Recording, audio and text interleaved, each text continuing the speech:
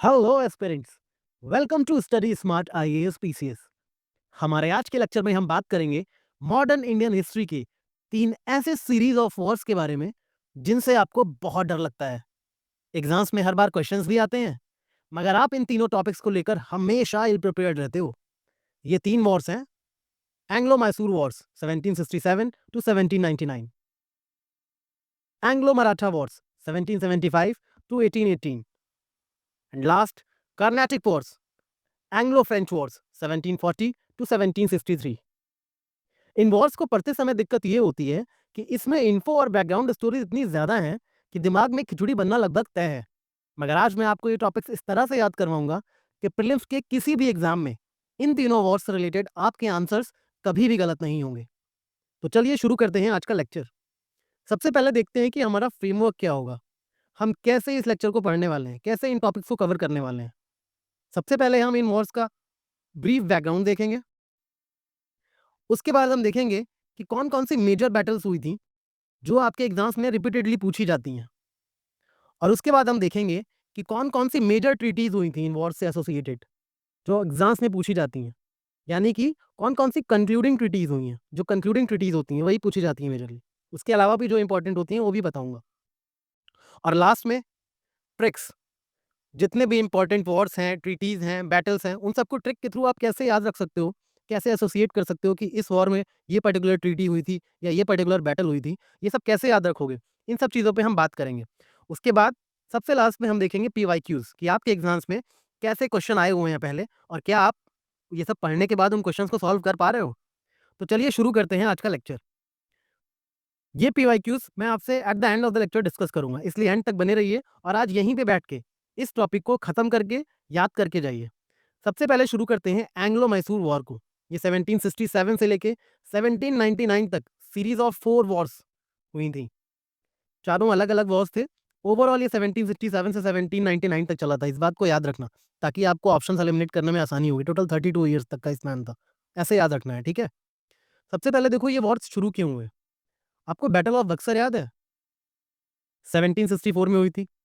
उसके बाद ब्रिटिश को काफ़ी पावर मिल गई थी इंडिया में, तो ब्रिटिशर्स का नॉर्दर्न सरकार्स और ये वाला एरिया पूरा ब्रिटिशर्स ने कैप्चर कर लिया था। बट अभी भी कुछ इंडिपेंडेंट स्टेट्स थे जैसे मैसूर, निज़ाम ऑफ हैदराबाद और ये पेशवा की टेरिटरीज, ये सब चीज़ें अभी भी इंडिपेंडेंट थी।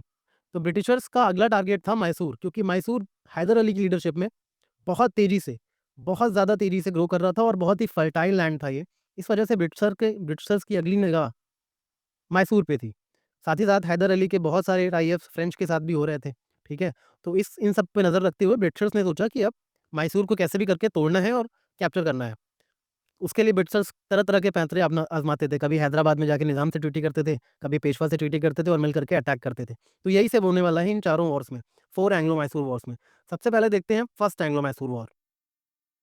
फर्स्ट एंग्लो मैसूर वॉर हुआ था 1767 से 1769 तक, 3 इयर्स आफ्टर बक्सर वॉर, ऐसे याद रखना है इसकी डेट, ठीक है, कि बक्सर के वॉर के 3 साल बाद ये शुरू हो गया था, ठीक है। तो इसमें रॉबर्ट क्लाइव थे। सबसे पहले रॉबर्ट क्लाइव ने क्या किया कि मराठा के पास गए और निज़ाम के पास गए। मराठा में उस समय माधवराव पेशवा थे और निज़ाम उस समय हैदराबाद के थे असफ जाह टू। इन लोगों के पास गए, इनके साथ मिलके अटैक्स प्लान करे मैसूर पे। तो मल्टीपल अटैक्स प्लान करते थे, 1766 में किया, 1767 में किया। इन्हीं को बोलते हैं एंग्लो मैसूर वॉर्स। मगर हैदर अली उस समय इतना स्ट्रांग और इतना चालाक लीडर था कि उसने डिप्लोमेटिकली मराठा और निज़ाम को कुछ लालच देके कि आपको मैं ये दे दूंगा, आप उनके साथ मत आओ। मराठास को बोला मैं आपको कुछ दे दूंगा, उनके साथ मत जाओ। ऐसे करके उसने मराठास और निज़ाम को क्लाइव से अलग कर दिया। और फिर क्लाइव को लगा इन बैटल्स में मैं अकेला रह जाऊंगा, इसलिए ही रैन अवे और उसको पीस ट्रीटी साइन करनी पड़ी हैदर अली के साथ, ठीक है। 1769 में ट्रीटी ऑफ मद्रास साइन करनी पड़ी हैदर अली के साथ, ठीक है। तो याद रखना कि फर्स्ट एंग्लो मैसूर वॉर में जो ट्रीटी हुई थी वो थी ट्रीटी ऑफ मद्रास, ठीक है, जो कि हैदर अली और रॉबर्ट क्लाइव के बीच साइन हुई थी। तो ये याद कैसे रखोगे, ये मैं लास्ट में बताऊंगा। फिलहाल इतना याद रखना क्वेश्चन क्या पूछा जाएगा। क्वेश्चन ये पूछा जाएगा कि ट्रीटी ऑफ मद्रास कौन से वॉर में साइन हुई थी, तो फर्स्ट एंग्लो मैसूर वॉर में साइन हुई थी, ऐसे याद रखना है, ठीक है। और ये सब कैसे आपके दिमाग में रहेगी, ये at the end of the lecture हम देखेंगे ट्रिक्स क्या है इनकी। फिलहाल ये याद रखना है, जो पॉइंट्स मैंने येलो कलर से हाईलाइट कर रखे हैं वो आपको इंपॉर्टेंट पॉइंट्स हैं, और जिन पॉइंट्स में मैंने ये ब्राउन से अंडरलाइन किया हुआ है ना, ब्राउन से अंडरलाइन, इनको आपको याद रखना है। ये एग्जाम में पूछे जाते हैं, ट्रीटी ऑफ मद्रास कब हुई थी। तो ऐसे ही पूरे लेक्चर में ध्यान रखना कि ब्लू अंडरलाइन किस टॉपिक के नीचे है और ये येलो हाइलाइट्स वाले भी इंपॉर्टेंट है, लेकिन मोस्ट इंपॉर्टेंट ये है जिसके नीचे ब्लू अंडरलाइन हुई है, ठीक है। इस तरह से हम प्रोसीड करेंगे आगे। तो ये हो गया हमारा फर्स्ट एंग्लो मैसूर वॉर। अब चलते हैं सेकंड एंग्लो मैसूर वॉर पे। Second Anglo Mysore war first Anglo Mysore war के खत्म होने के 11 साल बाद शुरू हुआ था, यानी 1780 से लेके 1784 तक ये चला था, ठीक है। तो देखिए second Anglo Mysore war start कैसे हुआ। 1780 में अचानक हैदर अली ने मराठा और निजाम को अपने साथ लेकर उनकी हेल्प से आरकॉट वाले रीजन को 1780 में सीज कर लिया। आरकॉट वाला रीजन दिख रहा हो, ये वाला रीजन, ये मैसूर है, थोड़ा सा आगे जाके तमिलनाडु में आरकॉट वाले रीजन को इन्होंने सीज कर लिया। बट अचानक किया क्यों? ऐसा क्यों किया हैदर अली ने? तो ऐसा इसलिए किया कि ये जो 1770 वाली ट्रीटी हुई थी ना मद्रास की, ये वाली, इसमें ये हुआ था डिसाइड कि जब भी हमारे ऊपर कोई अटैक होगा, हैदर अली के ऊपर कोई अटैक होगा, तो ब्रिटिशर्स उनकी हेल्प करेंगे। मगर हैदर अली को लगा कि हमारे ऊपर मल्टीपल अटैक्स होते हैं, ब्रिटिश हमारी हेल्प नहीं करते। कभी मराठा अटैक कर देते हैं, तो ब्रिटिश हमारी हेल्प करने नहीं आते, ठीक है? तो ब्रिटिश की हमारी हेल्प नहीं कर रहे, मतलब ट्रीटी का वायलेशन हो रहा है ना। और दूसरी चीज़, मौका पाके ब्रिटिश ने माहे की टेरिटरी पे अटैक कर दिया। माहे कहाँ था? ये रहा। ये हैदर अली की टेरिटरी थी, इस पे ब्रिटिशर्स ने अटैक कर दिया। और ये बहुत इम्पोर्टेंट, माहे की टेरिटरी बहुत इम्पोर्टेंट थी, क्योंकि यहाँ से वो, ये फ्रेंच को दे रखी थी हैदर अली ने, यहाँ से important arms and ammunitions import करता था वो। तो ब्रिटिशर्स ने इस पे ही अटैक कर दिया। तो ये 2 रीज़न थे कि हैदर अली को एक दिन गुस्सा आया 1780 में, और मराठा और निज़ाम को लेके आरकॉट पे हमला कर दिया, कब्ज़ा कर लिया। तो आरकॉट का जो भी रूलर था, वो आगे बढ़ा और ईस्ट इंडिया कंपनी से हेल्प माँगने गया।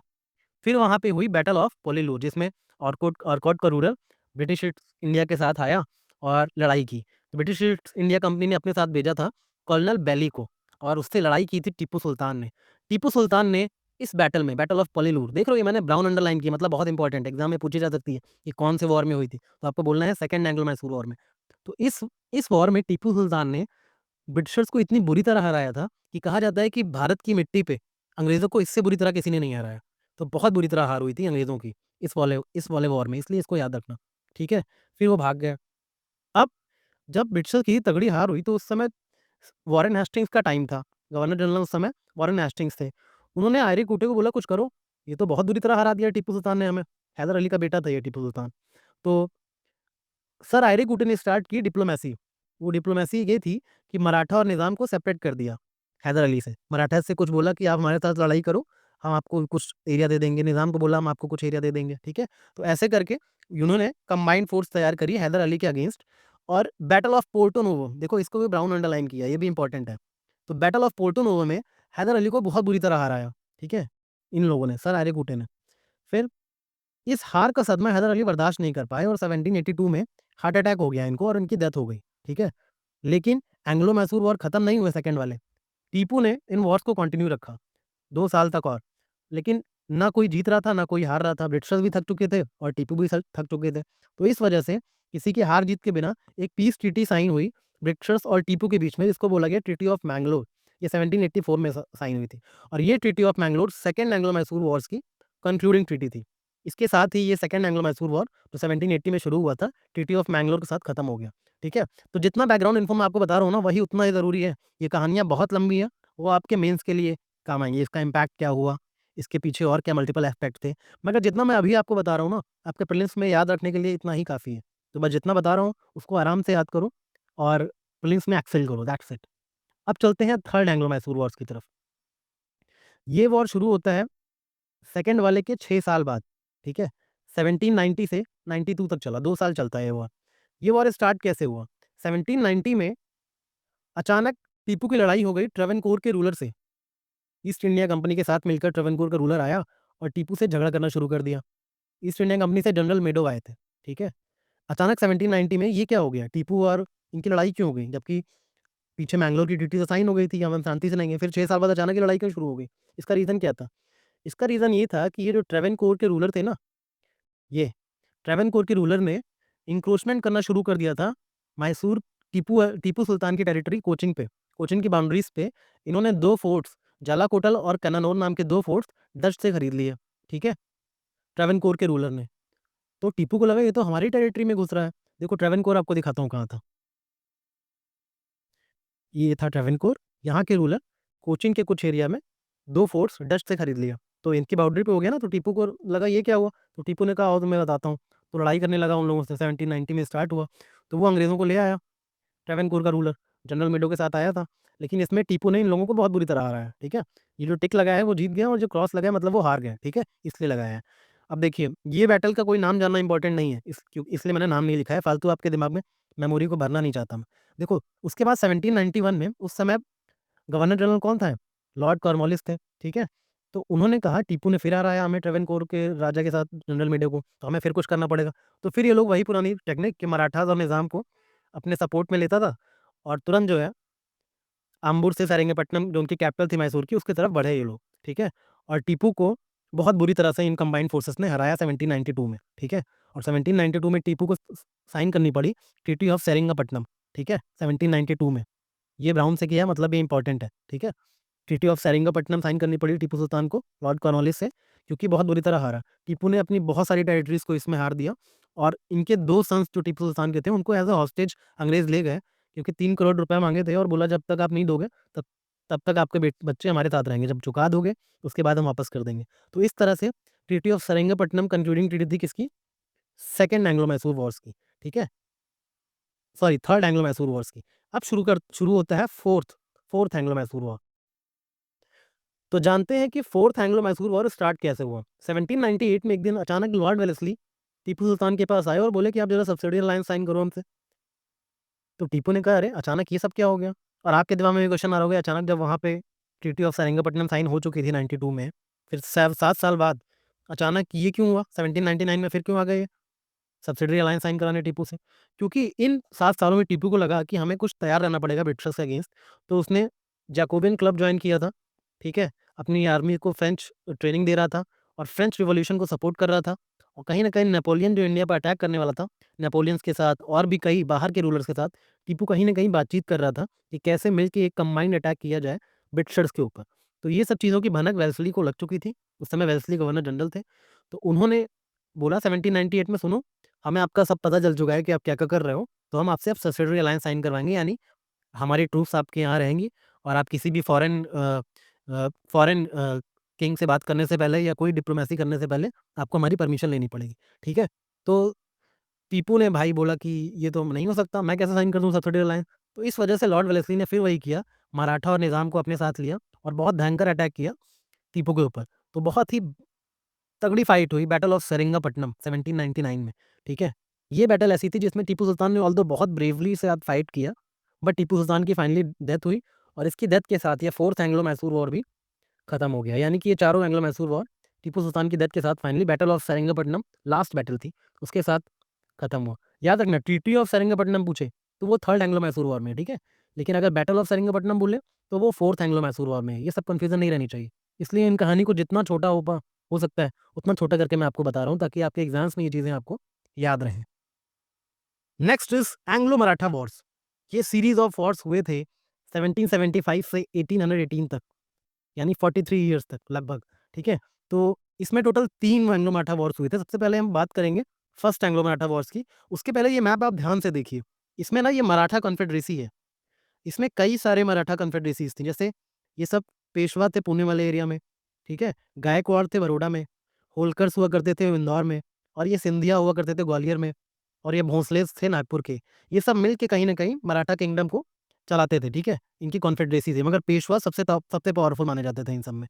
तो सबसे पहले बात करेंगे फर्स्ट एंग्लो मराठा वॉर की। ये बैकग्राउंड आपको याद रखना है, आगे काम आएगा, ठीक है? मैप वाला। अब 1775 में देखने क्या हुआ था। 1775 से 82 तक चला था फर्स्ट एंग्लो मराठा वॉर, ठीक है? तो 1775 में अचानक ट्रीटी ऑफ सूरत हुई। किसके-किसके बीच हुई? रघुनाथ राव और बॉम्बे की काउंसिल की। ईस्ट ऑफ इंडिया का जो बॉम्बे काउंसिल था ना, उसके साथ रघुनाथ राव की ट्रीटी हुई, ट्रीटी ऑफ सूरत। इस ट्रीटी में ये डिसाइड हुआ कि कहीं न कहीं Raghunath Rao east India company के साथ मिलकर अटैक करेंगे, हरिपंथ फाड़के से लड़ेंगे। 12 भाई काउंसिल के मेंबर थे हरिपंथ फाड़के। इसी को कहा जाता है फर्स्ट एंग्लो मराठा वॉर, कि रघुनाथ राव ने ईस्ट इंडिया कंपनी के साथ मिल करके लड़ाई की थी 12 भाई काउंसिल के मेंबर्स के साथ, ठीक है? अब ये 12 भाई काउंसिल मेंबर था क्या? और रघुनाथ राव कौन थे? क्यों ट्रीटी कर दी ईस्ट इंडिया कंपनी के साथ कि अपने ही पेशवास के खिलाफ लड़ाई करने लग गए? ये सब स्टार्ट कैसे हुआ? ट्रीटी ऑफ सूरत का रीज़न क्या था? इसके लिए हमें एक ब्रीफ बैकग्राउंड जानना पड़ेगा। ब्रीफ बैकग्राउंड ये था कि रघुनाथ राव भी पेशवाज़ में से ही एक थे, मगर उनके दूर के रिलेटिव थे। तो उन्होंने क्या किया कि अपने ही भाई नारायण राव को मार दिया था, क्योंकि वो पेशवा थे, ठीक है, नारायण राव। अब नारायण राव की डेथ के बाद उनका एक छोटा-सा बेटा था, रघुनाथ राव को लगा कि अब वो पेशवा बना दिए जाएँगे। मगर सबको पता चल गया, जितने भी चीफ मिनिस्टर्स थे, ठीक है, लाइक नाना फडणवीस, उन सबको पता लग गया कि रघुनाथ राव ने मर्डर करवाया है पेशवा नारायण राव का। इस वजह से उन लोगों ने डिसाइड किया कि भले ही नारायण राव का जो बच्चा है माधव राव, वो सिर्फ़ अभी 40 दिन का ही है, छोटा-सा बच्चा है, मगर उन्होंने डिसाइड किया कि हम इसको ही पेशवा बनाएँगे, माधव राव 2 को। तो रघुनाथ राव को लगा इतना बड़ा मर्डर करने का मुझे तो कोई फ़ायदा ही नहीं हुआ, ये तो 40 दिन के बच्चे को बना दे रहे हैं पेशवा ये लोग। तो नाना फडणवीस जो उस वक़्त पेशवास के चीफ मिनिस्टर हुआ करते थे, उन्होंने डिसाइड किया कि हम 12 लोगों का काउंसिल बनाएँगे, जिसमें सभी कन्फेडरेसी के कुछ-कुछ लोग होंगे और ये 12 भाई काउंसिल मिल कर के माधवराव सेकंड को एज़ अ पेशवा, जब तक वो बड़े नहीं हो जाते तब तक हम एडमिनिस्ट्रेशन चलाएँगे 12 भाई काउंसिल, ठीक है? नाना फडणवीस के अंडर में। तो ये डिसाइड हुआ। अब रघुनाथ राव को लगा अरे! ये तो सब माधवराव सेकंड को इन लोगों ने डिसाइड डिक्लेयर कर दिया एज़ अ पेशवा। इसलिए वो रघुनाथ राव भागे-भागे गए ब्रिटिश ईस्ट इंडिया कंपनी के पास, ठीक है? इनसे जो है ट्रीटी करी और कंबाइन अटैक करा ट्रीटी ऑफ सूरत के बाद। तो 12 भाई काउंसिल की तरफ से लड़ने कौन आया था? हरिवंश फाड़के, इनका नाम याद रखने की ज़रूरत नहीं है। जो येलो में है वो बस याद रखो कि फर्स्ट एंग्लो मराठा वॉर यही था, ठीक है? अब जब ये लड़ाई शुरू हो गई, तो वॉरेन हेस्टिंग्स तक ये खबर पहुँची। मैंने बताया ना इन्होंने रघुनाथ राव ने बॉम्बे के लोकल काउंसिल से ही ट्रीटी कर ली। बोले कि अब हम पेशवा बना दो, ठीक है? तो इन लोगों ने कहा ठीक है आप हमें कुछ ट्रीटी हमें कुछ टेरिटरी दे देना सल्सेट और बसीन जैसी, हम आपको बना देंगे पेशवा, ठीक है? ये ट्रीटी कर ली थी इन्होंने। अब वॉरेन हेस्टिंग्स को ये बात पता चली क्योंकि उस समय गवर्नर जनरल ऑफ बंगाल थे ना वॉरेन हेस्टिंग्स और ये बॉम्बे और मद्रास की प्रेसिडेंसीज़ इनके अंदर में आती थी। तो इनको लगा आपने बिना हमसे पूछा ये कैसी ट्रीटी कर ली मराठा के साथ, बॉम्बे वालों ने? तो उन्होंने कहा कि जैसे उनको न्यूज़ मिली वॉरेन हेस्टिंग्स को, उन्होंने तुरंत वो ट्रीटी ऑफ सूरत को स्क्वैश कर दिया कि ये ट्रीटी बिल्कुल नल एंड वॉइड है, हम नहीं मानते। तो वो वापस गए मराठास के पास, बोले आप अपनी फोर्सेस पीछे लीजिए, हम अंग्रेज़ों को पीछे ले रहे हैं। ये लड़ाई बंद करवाई और एक ट्रीटी साइन करवाई, ट्रीटी ऑफ पुरंदर 1776 में, ठीक है? इसमें क्या किया गया, वॉरेन हेस्टिंग्स ने बोला ठीक है, आप माधवराव सेकंड जो 40 दिन का बच्चा है, वही पेशवा रहेगा, हम उसी को पेशवा के तौर पे एस्टेब्लिश करेंगे और रघुनाथ राव को भेज दिया गया एज़ अ पेंशन आपको मिलती रहेगी, ठीक है? ये ट्रीटी हुई, ट्रीटी ऑफ पुरंदर के तौर पे। मगर ये फर्स्ट एंग्लो मराठा वॉर आपने देखा 1782 चला। इसके बाद ऐसा क्या हुआ? अब इसके बाद ऐसा ये हुआ कि पेशवास को लगा या मराठास को लगा कि भले ही जो भी हो रहा था, रघुनाथ राव जो भी कर रहे थे, वो हमारा इंटरनल मैटर था, ठीक है? कहीं न कहीं देखा जाए तो ब्रिटिशर्स इसमें कैसे इन्वॉल्व हो गए? ब्रिटिशर्स को क्यों इन्वॉल्व किया गया और वो इतना कैसे पावर पावर में आ गए कि हमसे ट्रीटी वगैरह कर रहे हैं वो? माधवराव को वो एस्टेब्लिश करने वाले कौन होते हैं? ये सब चीज़ें कहीं न कहीं मराठास के मन में चल रही थी और यही देख के मराठास ने थोड़ा-थोड़ा फ्रेंच से अपने रिश्ते फ्रेंच ईस्ट इंडियन कंपनी से अपने रिश्ते मजबूत करने शुरू किए। 1777 में मराठास फ्रेंच से बहुत क्लोज़ हो गए थे, उनसे ट्रेनिंग वगैरह लेनी शुरू कर दी थी, ठीक है? तो क्या हुआ कि ब्रिटिशर्स को ये बात पता चल गई कि ये मराठास और फ्रेंच से बहुत ज़्यादा कॉन्टैक्ट में रह रहे हैं। तो इसलिए ब्रिटिशर्स ने अटैक किया और ब्रिटिशर्स और मराठास के बीच हुई बैटल ऑफ तलेगाँव और बैटल ऑफ तलेगाँव में ब्रिटिशर्स की बहुत बुरी हार हुई और ब्रिटिशर्स एक ट्रीटी ऑफ वडगाँव करके भागे वहाँ से। ब्रिटिशर्स ने अब तक जितने टेरिटरीज़ कैप्चर करी थी मराठा की, वो 1799 की ट्रीटी ऑफ वडगाँव में सब सरेंडर कर दी मराठास को, ठीक है? जितनी भी टेरिटरीज़ कैप्चर करी थी ना, सब जो है सरेंडर करके मराठास को भाग गए, ट्रीटी ऑफ वडगाँव में। तो ये याद रखना 1777 में मराठा और फ्रेंच की दोस्ती बढ़ी, ब्रिटिशर्स ने अटैक किया, बैटल ऑफ तलेगाँव हुई और ब्रिटिशर्स हार गए और ट्रीटी ऑफ वडगाँव करके सारी टेरिटरीज़ को सरेंडर करके 1799 में भागे। अब वॉरेन हेस्टिंग्स को ये बात बहुत बुरी लगी कि ब्रिटिशर्स की इतनी करारी हार, मैं ये ट्रीटी ऑफ वडगाँव को नहीं मानता। इनका यही काम रहता था, कोई ट्रीटी नहीं मानता, फिर गुस्से से आप बबूला हो गए कि अब क्या करूँ? अब इन्होंने मल्टीपल अटैक्स किए, जिनमें से एक अटैक बहुत फेमस था, बैटल ऑफ सिपरी पे। बैटल ऑफ सिपरी पे इन्होंने बहुत बुरी तरह मराठास के लीडर को हराया और फाइनली ट्रीटी ऑफ सलबाई हुई 1782 में, जिसमें मराठास की हार के बाद इन्होंने अपने टर्म्स पे ट्रीटी करी और इन्होंने बोला कि अब ये वॉर्स खत्म हो गए। तो इस तरह से फर्स्ट एंग्लो मराठा वॉर जो है खत्म होते हैं, ठीक है? अब ट्रीटी ऑफ सलवाई में क्या हुआ ये एक्चुअली जानना आपके इन स्टेट पीएससी एग्जाम के लिए ज़रूरी नहीं है, इसलिए मैं नहीं बता रहा हूँ। ये यूपीएससी में देखना, बस आपको याद रखना है कि ट्रीटी ऑफ सलवाई कौन से वॉर से कंक्लूडिंग ट्रीटी थी? तो फर्स्ट एंग्लो मराठा वॉर की कंक्लूडिंग ट्रीटी थी, ट्रीटी ऑफ सलवाई 1782 में, ठीक है? अब चलते हैं हमारे अगले वॉर पे, जो कि है second Anglo Maratha war. First Anglo Maratha war जो ट्रीटी ऑफ सलवाई हुई थी ना, उसके बाद 20 साल तक सब कुछ शांत था। फिर 1800 सी में अचानक ट्रीटी ऑफ बसीन साइन हुई, किसके बीच में? लॉर्ड वेलेस्ली और बाजीराव सेकंड के बीच में। अब ये क्या है? अचानक लॉर्ड वेलेस्ली बाजीराव सेकंड से ट्रीटिंग करने कौन आ गए? और ये बाजीराव सेकंड थे कौन? ट्रीटी ऑफ बसीन साइन करने वाले ब्रिटिशर्स से, ठीक है? तो देखते हैं इसका बैकग्राउंड कि ट्रीटी ऑफ बसीन क्यों साइन हुई। तो ये हुआ कि 1795 में ये जो माधवराव थे ना, माधवराव 2, उनकी डेथ हो गई। तो ये जो बच्चे को इन्होंने बनाया था ना, वो तब बड़ा हो गया था, मगर उनकी डेथ हो गई किसी रीज़न की वजह से। तो रघुनाथ राव का जो बेटा था, बाजीराव 2, उसको पेशवा बनाया गया। रघुनाथ राव ने बोला, मुझे कुछ नहीं दिया, कम से मेरे बेटे को तो दे दो।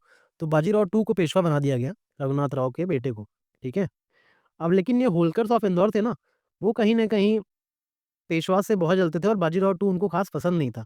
तो उन्होंने बाजीराव 2 को हरा दिया और पेशवा बना दिया विनायक राव को, ठीक है? ये नाम विनायक राव, बाजीराव 2 उतने इम्पोर्टेंट नहीं है आपके लिए, बट याद रखना कि मोटा-मोटा बैकग्राउंड में चल क्या रहा था, ठीक है? कि माधवराव की डेथ हुई, रघुनाथ राव का बेटा बाजीराव 2 बना पेशवा, और फिर होलकर्स ऑफ इंदौर जो उस समय बहुत एक्सपेंशनिस्ट पॉलिसी फ़ॉलो कर रहे थे, वो मराठास में भी अपने आप को सबसे ज़्यादा सुपीरियर अ, साबित करना चाहते थे। इस वजह से बाजीराव 2 को इन्होंने हटाया दिखाने के लिए बस कि इनको हराओ और हमारा पेशवा हमारा होगा जिसको हम रखेंगे। तो विनायक राव को पेशवा बना दिया पुणे का, ठीक है? होलकर्स ऑफ इंदौर ने। अब ये बात बाजीराव 2 को अच्छी नहीं लगी, तो बाजीराव 2 फिर अंग्रेज़ों के पास गया। उस समय लॉर्ड वेलेस्ली गवर्नर जनरल था, उसके पास गया और उसके साथ ट्रीटी ऑफ बेसिन साइन करी। ये एक तरह की सब्सिडियरी अलायंस ट्रीटी ही थी, ठीक है? और कहा जाता है यही ट्रीटी ऑफ बेसाइन मराठास की फर्स्ट स्टेप टुवर्ड्स डिसइंटीग्रेशन था। इस ट्रीटी में हुआ क्या? बाजीराव 2 को फिर से पेशवा बना दिया किसने? ब्रिटिशर्स ने, ठीक है? ठीक है, हम आपको पेशवा सिर्फ़ दे रहे हैं, आप ही पेशवा रहोगे, लेकिन बदले में हमें आप सूरत दोगे और जो निज़ाम से आप चौथ कलेक्ट करते हो ना, वो भी आप अब हम कलेक्ट करेंगे। तो ये 2 चीज़ें इनको मिल गई और बाजीराव 2 को पेशवा बना दिया ब्रिटिशर्स ने, ठीक है? अब ये जो ब्रिटिशर्स ने बाजीराव 2 को पेशवा बनाया, अब ये सारी कन्फेडरेसीज़ को बिल्कुल अच्छा नहीं लगा कि ब्रिटिश हमारे मैटर में इंटरफेयर कैसे कर दे रहा है, ठीक है? बाजीराव 2 के साथ मिलके उनको पेशवा बना दिया और सूरत ले गया, चौथ का राइट ले गया। सारी कन्फेडरेसीज़ इसके अगेंस्ट हो गई, ठीक है? जितनी भी थी, चाहे होल्कर्स हों, चाहे सिंधिया हों, ठीक है? तो अब क्या हुआ कि इन सब ने मिलके मल्टीपल अटैक्स करने शुरू किए ईस्ट इंडिया कंपनी पे, जिनको बोला जाता है सेकंड एंग्लो मराठा वॉर्स, ठीक है? अब लेकिन ब्रिटिशर्स को लगा कि ये सब अगर यूनाइट होके ऐसे ही हम पे अटैक करते रहेंगे, तो हमारा तो गड़बड़ हो जाएगी, हम एक्सपैंड नहीं कर पाएँगे। तो ईस्ट इंडिया कंपनी ने डिप्लोमैटिकली सबके साथ, सारे जितने भी कॉन्फेडरेट्स थे ना, उन सबके साथ अलग-अलग ट्रीटी साइन करी एक-एक के साथ। लाइक सिंधियाज़ के साथ ट्राइब ट्रीटी साइन करी गई, ट्रीटी ऑफ सुरजी अंजनगाँव, ये 1803 में की गई। भोसलेस के साथ ट्रीटी साइन करी ब्रिटिशर्स ने, देवगाँव, ट्रीटी ऑफ देवगाँव 1883 में, और होल्कर्स के साथ साइन की गई ट्रीटी ऑफ राजपुर घाट 1806 में। तो इस तरह से ये 3 ट्रीटीज़ 3 अलग-अलग कॉन्फेडरेट्स के साथ साइन करी ब्रिटिशर्स ने चालाकी के लिए, ताकि इनको तोड़ा जा सके। कुछ ऑफर इनको दे दिया, कुछ ऑफर इनको दे दिया, कुछ ऑफर इनको दे दिया कि आप लोग ऐसे अटैक-वटैक मत करो, सब साथ में हैं, सब अच्छे से रहेंगे, ठीक है? तो इस तरह से ये सेकंड एंग्लो मराठा वॉर खत्म हुआ। ब्रिटिशर्स ने कैसे खत्म किया? अलग-अलग लोगों के साथ ट्रीटी कर के, ठीक है? तो ये अगर पूछे कि सेकंड एंग्लो मराठा में कौन-कौन सी ट्रीटीज़ हुई थी, तो ये चारों ट्रीटी याद रखना। ट्रीटी ऑफ बसीन से शुरू हुआ था, फिर मल्टीपल जो अटैक्स हुए उन बैटल्स का नाम नहीं याद रखना है, इंपॉर्टेंट नहीं है। ये तीनों ट्रीटी के नाम याद रखना, सोरजी गाँव, देवगाँव, राजपूत घाट और ट्रीटी ऑफ बसीन, ठीक है? ये सेकंड एंग्लो मराठा में बस इतना हुआ था, इतना चीज़ें याद रखना। अब बात करते हैं थर्ड एंग्लो मराठा वॉर की। 1817 में अचानक पूना में सीरीज़ ऑफ वॉर्स स्टार्ट हो गए, जिसको बोला जाता है थर्ड एंग्लो मराठा वॉर्स। ये वॉर्स क्यों स्टार्ट हुए? इनका बैकग्राउंड क्या था? एक्चुअली उस टाइम गवर्नर जनरल थे लॉर्ड हेस्टिंग्स, ठीक है? तो लॉर्ड हेस्टिंग्स ने क्या किया, पिंडारीज़ नाम के डाकू थे ना, उनको सप्रेस करने शुरू किया, उन पे अटैक किए, उनको सप्रेस कर दिया। तो मराठास को लगा ये हमारी सॉवरेनिटी पे भी अटैक है, ठीक है? ऐसे कैसे, मतलब पिंडारी को सप्रेस करो ठीक है, बट अब हमें हमें बोलो ना, हम सप्रेस करेंगे उनको, आप कैसे डायरेक्टली आके यहाँ पे किसी को भी मार के चले जा रहे हो? तो मराठास को लगा ये उनकी सॉवरेनिटी पे अटैक है। दूसरा रीज़न ये था कि जो ब्रिटिश रेज़िडेंट्स थे ना, पिछली ट्रीटी के बाद जो बिठा दिए गए थे, वो हमेशा नज़र रखते थे मराठास पे, कांस्टेंट इंटरफेरेंस करते थे इंटरनल अफेयर्स में। ये सब चीज़ें भी वहाँ के मराठास के लोगों को पसंद नहीं आ रही थी। और तीसरी बात ये थी, जो गायकवाड़ थे ना बड़ौदा के, वो कहीं न कहीं सबसे अलग रह के ईस्ट इंडिया कंपनी का साथ हमेशा देते थे। तो उन्होंने क्या किया, एक एक लड़ाई हुई छोटी-सी, उसमें ईस्ट इंडियन कंपनी के साथ मिलकर के पेशवा को हरा दिया और पेशवा को बहुत ह्यूमिलिएटिंग ट्रीटी साइन करनी पड़ी थी, जिसका नाम था ट्रीटी ऑफ पूना। ये याद नहीं रखना, इंपॉर्टेंट नहीं है, मतलब बता रहा हूँ कि गायकवाड़ और ईस्ट इंडियन कंपनी ने मिलके पेशवा को हराया था और एक बहुत ही ह्यूमिलिएटिंग ट्रीटी साइन करनी पड़ी थी पेशवास को, जिसका नाम था ट्रीटी ऑफ पूना। और उसके बाद से पेशवा को लगा अब ब्रिटिशर्स को हमेशा के लिए सबक सिखाना ही होगा।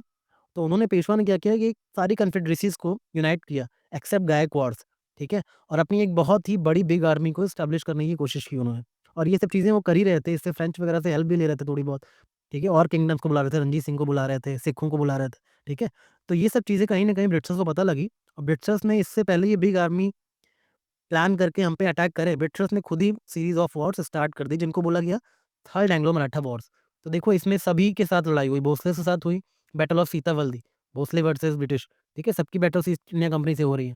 खिरकी में पेशवा बाजीराव 2 खुद लड़ाई कर रहे थे ईस्ट इंडियन कंपनी से, ठीक है। बैटल ऑफ माहिदपुर में होलकर्स लड़ाई कर रहे थे ईस्ट इंडियन कंपनी से, तो होलकर से जो ट्रीटी हुई वो इंपॉर्टेंट है, ट्रीटी ऑफ मंदसौर, इसको याद रखना, ठीक है। बैटल ऑफ कोरेगांव में बाजीराव सेकंड फिर से लड़ाई की, और ये बैटल ऑफ कोरेगांव सबसे इंपॉर्टेंट है थर्ड एंग्लो मराठा वॉर की। इसमें फाइनली जो पेशवा बाजीराव टू थे उनको भागना पड़ गया इतनी बुरी तरह से हारे। फिर एक साल बाद 1817 में लड़ाई हुई, एक साल बाद 1818 में इनको सरेंडर करना पड़ा बाजीराव टू को, ठीक है। तो ये सारी चीज़ें याद रखना कि भोसले से सीता बल्दी हुई, ठीक है, बाजीराव टू से खिड़की हुई, और बाजीराव टू से ही कोरेगांव भी हुई, और होलकर से माहिदपुर की बैटल हुई, ठीक है। तो ये चारों बैटल जो थी, ठीक है, सीता बल्दी, खिड़की, माहिदपुर, कोरेगांव, ऐसे आ जाए किसमें था ये, तो थर्ड एंग्लो मराठा वॉर में था। बस इतना ही याद रखना है आपको। ये सब चीज़ें बैकग्राउंड बता रहा हूँ, ये सब चीज़ें सिर्फ कहानी है, याद जो एग्जाम के पॉइंट से रखना हो ये रखना है। ये चारों किस टाइम में हुई थी, तो थर्ड एंग्लो मराठा वॉर के टाइम में हुई थी, ठीक है। ये भी नहीं याद रखना है कि भोसले से कौन सी हुई थी या होलकर से कौन सी हुई थी।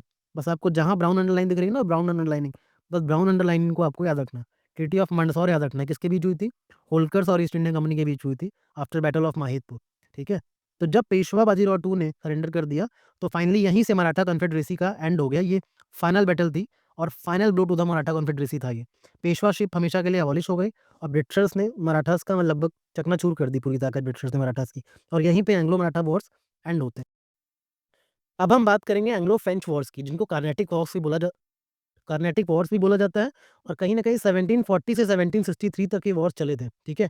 23 इयर्स के span of time of span में ये 3 वॉर्स हुए थे। कितने वॉर्स हुए थे? 3 वॉर्स हुए थे 23 इयर्स के बीच में, 1740 से 1763 तक, याद रखना। एंग्लो फ्रेंच वॉर्स, इनको कार्नेटिक वॉर्स ही बोलते हैं। अब इनको एक-एक करके पढ़ते हैं तीनों वॉर्स को। फर्स्ट कर्नाटिक वॉर शुरू होता है 1740 से और चलता है 1748 तक।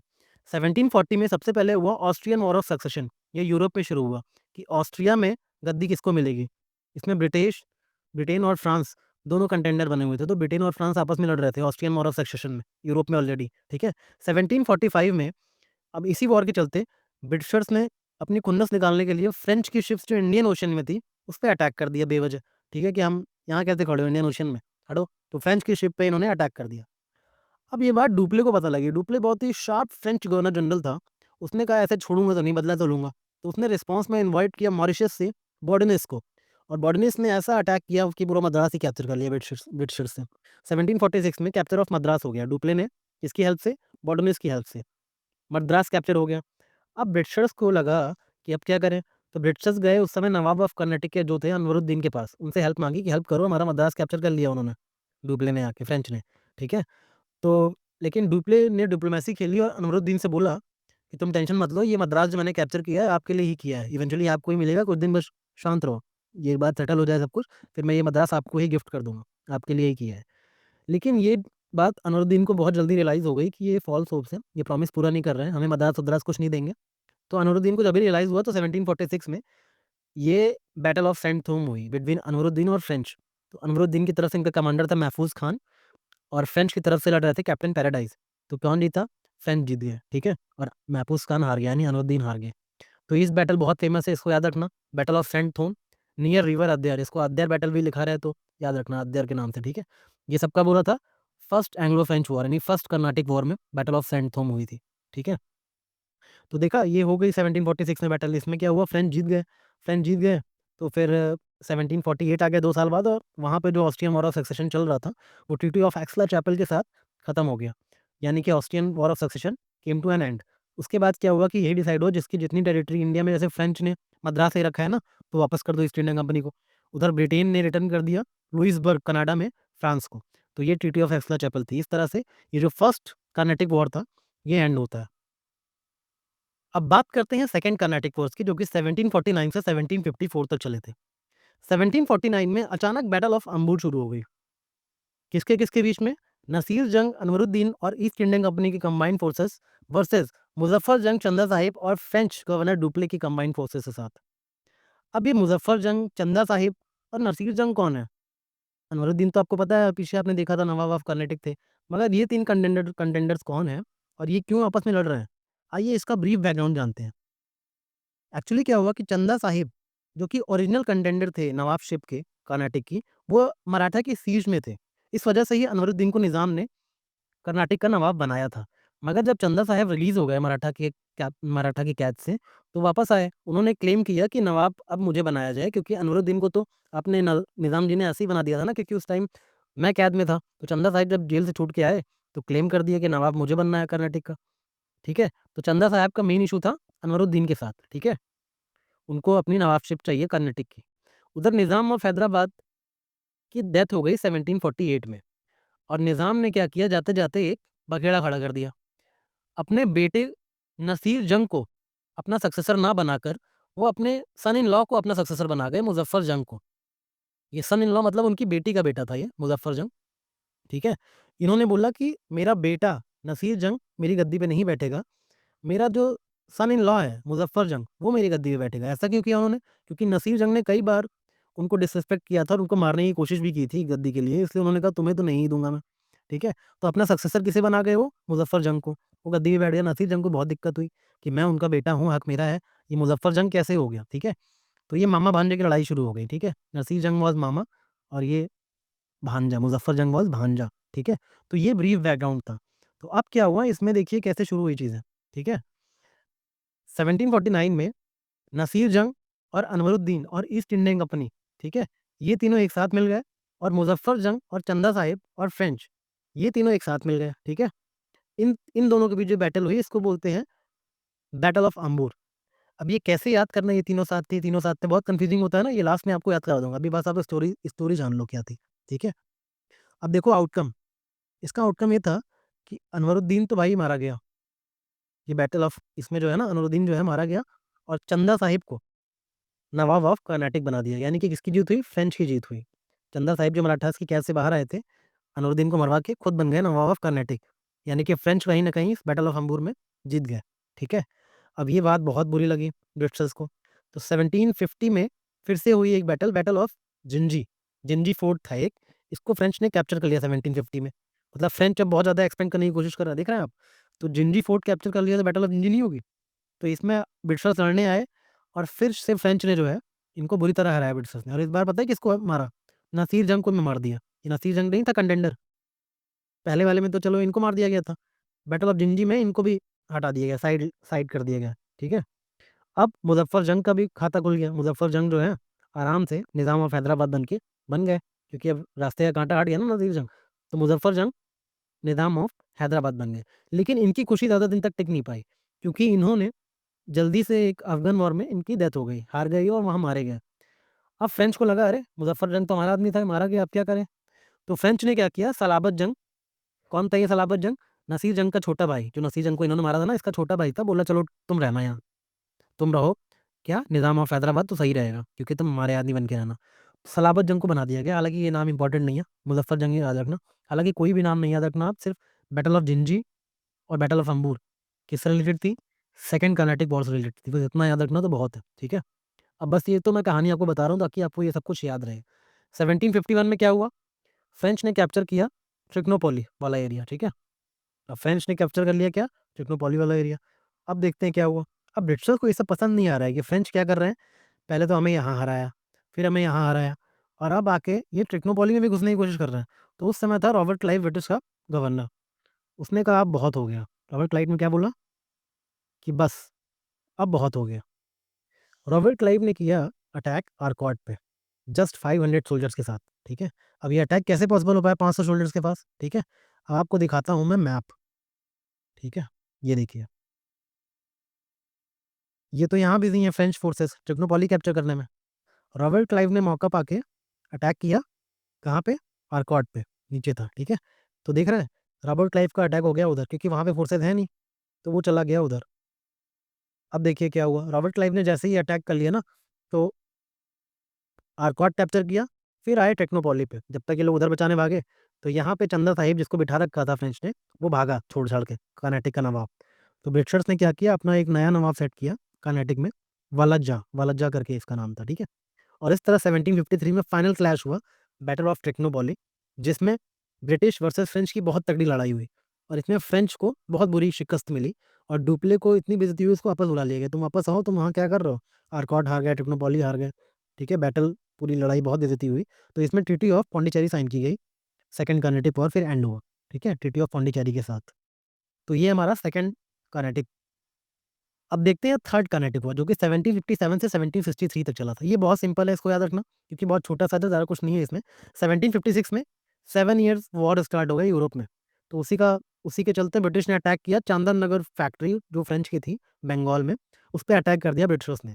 1758 में फ्रेंच गवर्नर काउंट डी डली ने ब्रिटिश के फोर्ट सेंट डेविड पे अटैक कर दिया, ठीक है, रिटेलिएशन के चलते।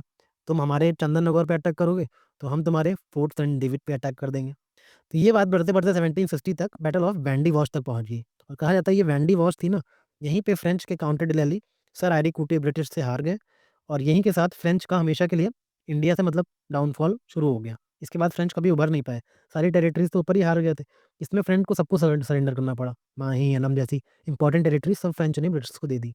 और यहीं पे जो है क्या हुआ कि 1763 में 7 ईयर्स वॉर जो चल रहा था वो भी एंड हो गया, और फाइनली ट्रीटी ऑफ पेरिस हुई थी उसके साथ। तो याद रखना कि थर्ड कर्नाटिक वॉर किस ट्रीटी के साथ एंड हुआ? ट्रीटी ऑफ पेरिस के साथ। और स्टार्ट कैसे हुआ था? 7 ईयर्स वॉर के साथ। इसमें बैटल कौन सी इंपॉर्टेंट थी? बैटल ऑफ वांडी वॉश, ये बहुत इंपॉर्टेंट है, ठीक है।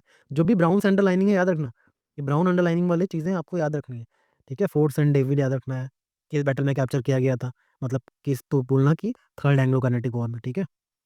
तो ये हो गया कर्नाटिक वॉर्स भी खत्म। तो इस तरह से हमने Anglo Mysore Wars, Anglo Maratha Wars और कर्नाटिक वॉर्स की बैकग्राउंड स्टोरी, मेजर बैटल्स और मेजर ट्रीटीज सब कुछ एक बार देख लिया। अब आते हैं ट्रिक्स पे कि कैसे इन सभी वॉर्स में इंपॉर्टेंट इवेंट्स को हम याद रख पाएंगे एग्जाम में, ताकि रिकॉल कर सकें। तो उसके लिए सबसे पहले स्टार्ट करते हैं 4 एंग्लो मैसूर वॉर्स से, ठीक है। तो मैसूर की जो ट्रिक है, उसको स्टार्ट करने से पहले मैं बता दूं आपको कि जितने भी ये वर्ड्स हैं ना, जो मैंने ब्राउन से बॉक्स इनबॉक्स किए हैं, ब्राउन कलर से इनबॉक्स जितने भी वर्ड्स हैं, वही ट्रिक के लिए काम किए हैं। बाकी सब ब्लैक वाले स्टोरी हैं। जो ब्राउन से इनबॉक्स में है ना, बस इनको ध्यान से देखते रहना, यही आपके ट्रिक्स में काम आएंगे। सबसे पहले मैसूर के बारे में देखते हैं। एंग्लो मैसूर वॉर कैसे याद रखोगे? इसको याद रखना कि मैसूर टेल्स, कुछ मैसूर की कहानियां हैं, जिसको माई चोर टेल्स बोल सकते हो आप, माई चोर टेल्स, ठीक है। माई चोर टेल्स याद रखना इसमें, क्योंकि चोरी होती है। पहली चोरी, दूसरी चोरी, तीसरी चोरी और चौथी चोरी। तो ये फर्स्ट एंग्लो मैसूर वॉर की ट्रिक्स हैं, ये सेकंड एंग्लो मैसूर वॉर की, ये थर्ड एंग्लो मैसूर की, और ये फोर्थ एंग्लो मैसूर वॉर की। तो पहली चोरी में क्या हुआ, एक क्लाइव नाम का चोर था, जो कि चोरी करने आया, ठीक है, बट अचानक इतना पैसा देख लिया कि मैड होके भाग गया। उसको चोरी कर नहीं पाया, ठीक है, क्योंकि थोड़ा सा मैडनेस आ गई उसके अंदर। तो बस पहली चोरी में कुछ नहीं याद रखना, जो चोर था ना, वो पागल होके डर के मारे भाग गया, मैड हो गया। तो मैड से मद्रास याद रखना, ठीक है। अब बात करेंगे दूसरी चोरी की।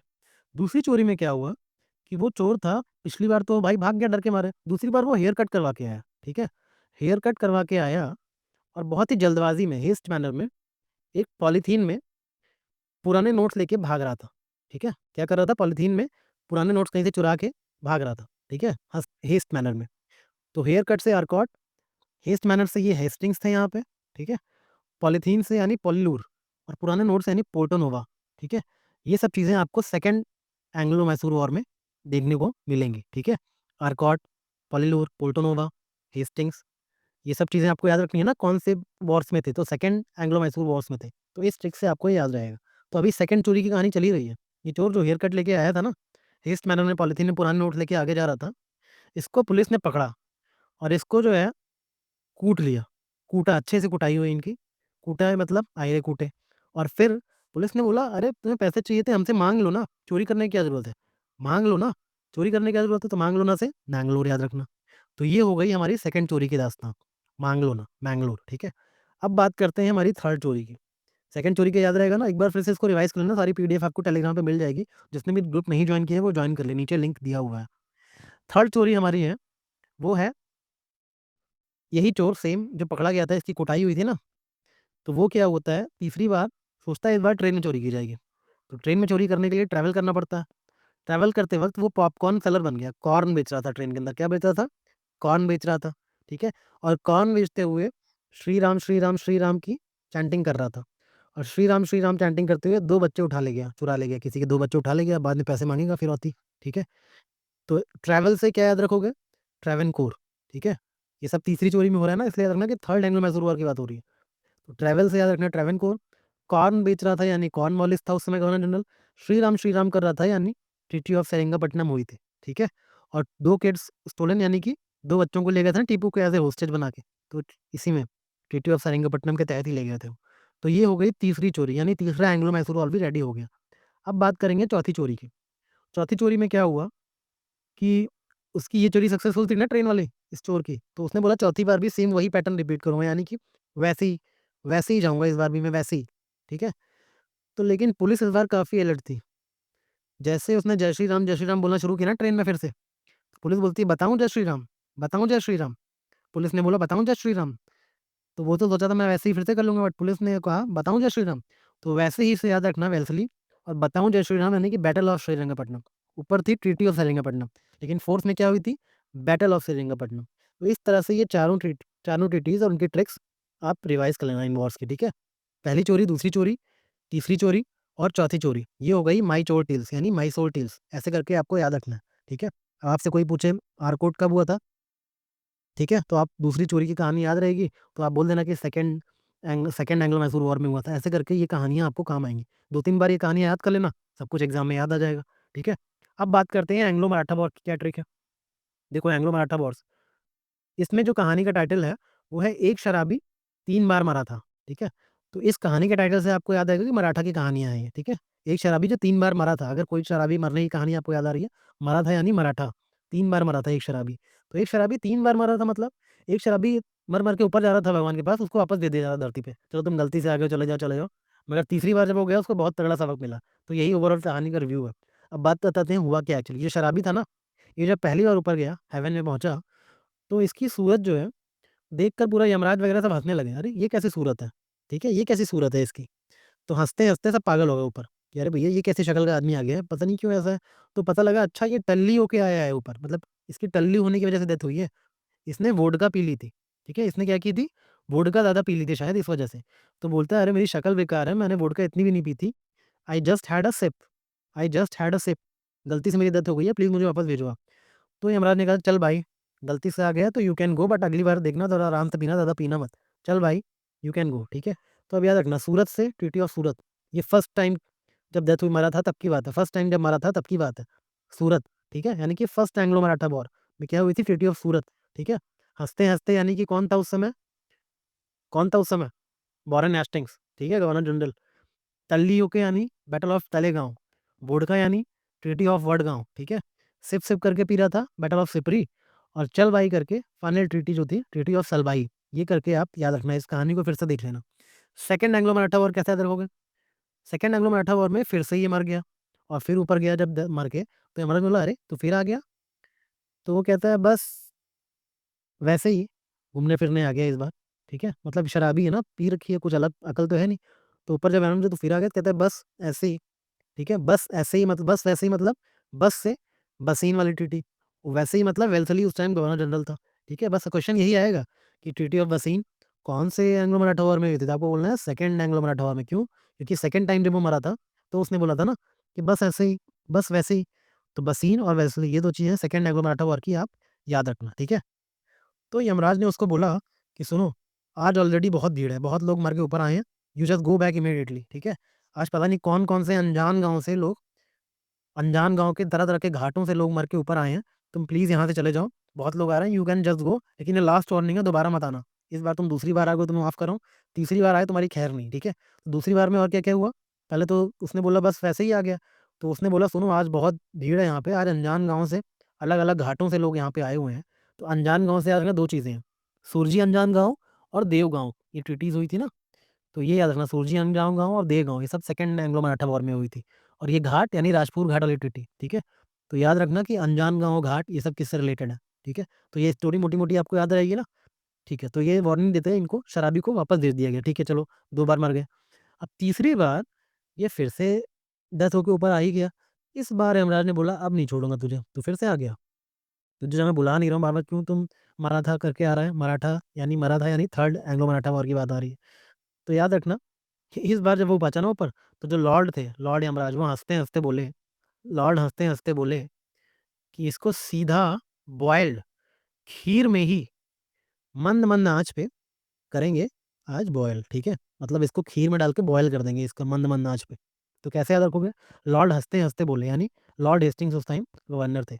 सीधा बॉइल्ड यानी सीता बल्दी की बैटल हुई थी ना, सीता बल्दी, तो सीधा बॉइल्ड खीर में डालेंगे, यानी खिड़की की बैटल हुई थी ना सीता बल्दी के बाद, ठीक है?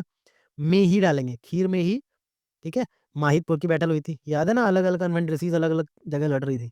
और फिर मंद-मंद आँच पे, मंद आँच मतलब स्लो करके गैस को, इसको बॉयल करेंगे और ये मंद आँच पे उसी में बॉयल होता रहेगा खीर में ये आदमी जो तीसरी बार आया। तो मंद यानी ट्रीटी ऑफ मंदसौर हुई थी ना, माहितपुर के बाद।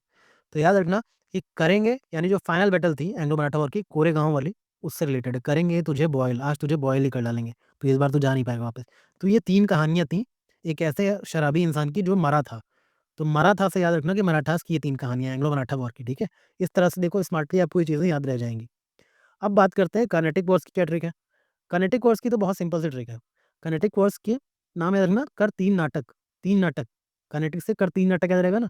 तो पहला नाटक, दूसरा नाटक और तीसरा नाटक। ये 3 नाटक आपको दिखाता हूँ अभी। जो पहला नाटक था वो सिंपल है। ये चला था वॉर ऑफ सक्सेशन से शुरू हुआ और चप्पलें चलने तक ये नाटक चला, ठीक है? एक लड़ाइयाँ शुरू हुई ऊपर और कब तक चला ये नाटक? जब तक चप्पलें नहीं चल गई तब तक, ठीक है? और बीच-बीच में क्या हुआ? भाई वॉर चल रहा है तो बम्बार्डिंग होगी, ठीक है? अनार के गोले छोड़े जा रहे हैं बीच-बीच में, ठीक है? और ये नाटक थमने का नाम नहीं ले रहा था, थम नहीं रहा था। तो इतना फ्रस्ट्रेट हो गए लोग बम्बार्डिंग और अनार के गोले और नाटक थम ही नहीं रहा देख के कि सब चप्पलें फेंकने लगे, चप्पलें जल गई पूरे नाटक में, ठीक है? तो ये तो फर्स्ट नाटक की कहानी थी। तो वॉर ऑफ सक्सेशन से याद रहेगा ना, Austrian war of succession, bombarding यानी कि बॉर्डनिस को बुला लिया था ना ड्यूप्ले ने। अनार यानी अनवरुद्दीन से बैटल ऑफ थोम्स हुई थी, थम से थोम्स, सेंट थोम वाली बैटल थी, ठीक है? और चैपलें चलने तक यानी एक्सला-चैपल की ट्रीटी के साथ ये पहला वाला नाटक खत्म हुआ, यानी फर्स्ट कर्नाटिक वॉर खत्म हुआ। सेकंड नाटक के साथ क्या बात करेंगे? सेकंड नाटक याद रखना कि कहाँ से कहाँ तक है, अंबर से धरती तक, अंबर से धरती तक की कहानी है सेकंड नाटक, ठीक है? अंबर से धरती याद रहेगा ना? तो अंबर से धरती, धरती पे क्या है पौंड होते हैं ना बहुत सारे, तो पौंड तक याद रखना, धरती पे जो पौंड है उनसे, तो अंबर से लेके पौंड तक। बीच में क्या हुआ, अंबर से किसी को धरती तक आना है तो कैसे आएगा? बोर होगा रास्ते में तो तारे गिनते हुए आएगा, गिन-गिन तारे आएगा, तारे गिनते हुए आएगा, ठीक है?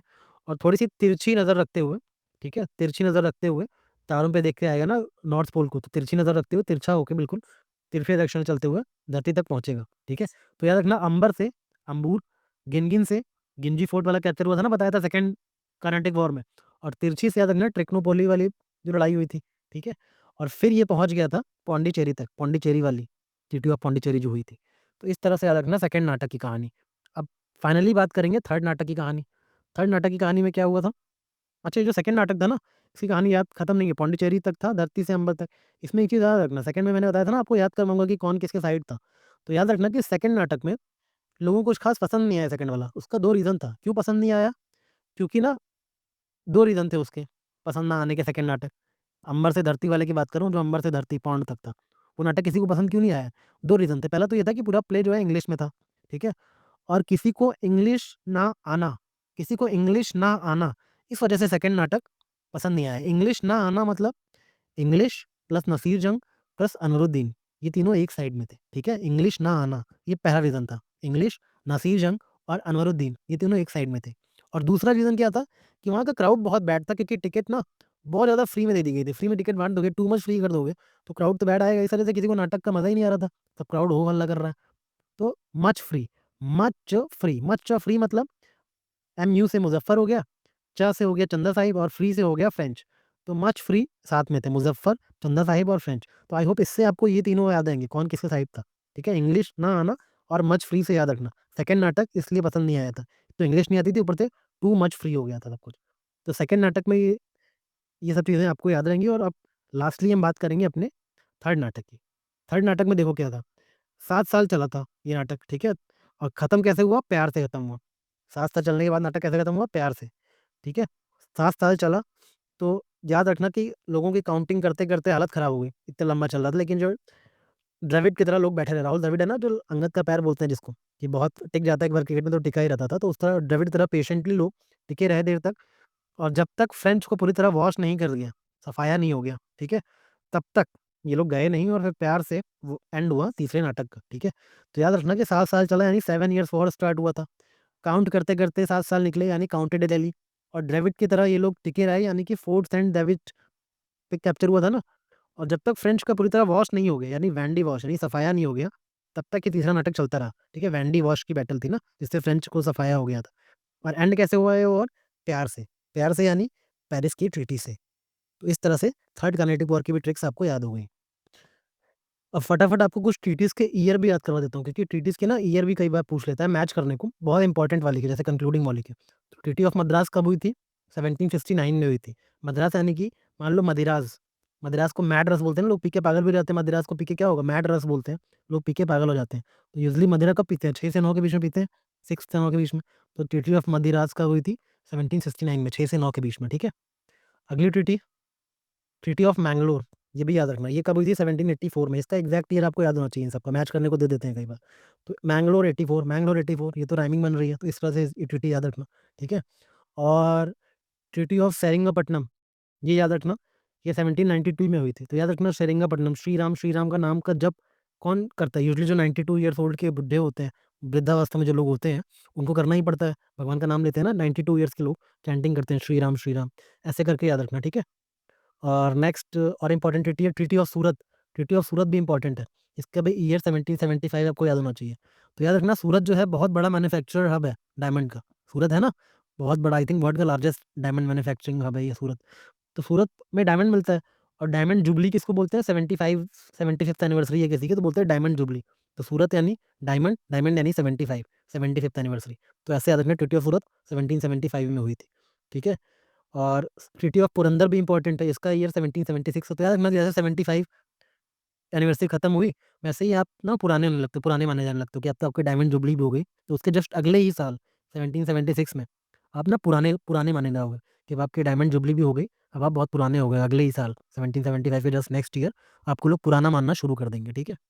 और नेक्स्ट इज, और कौन सी इंपॉर्टेंट है ट्रीटी? आई थिंक इतनी ही ट्रीटीज इंपॉर्टेंट है जो आपको याद होनी चाहिए, इसके ईयर आपको याद होना चाहिए, ठीक है?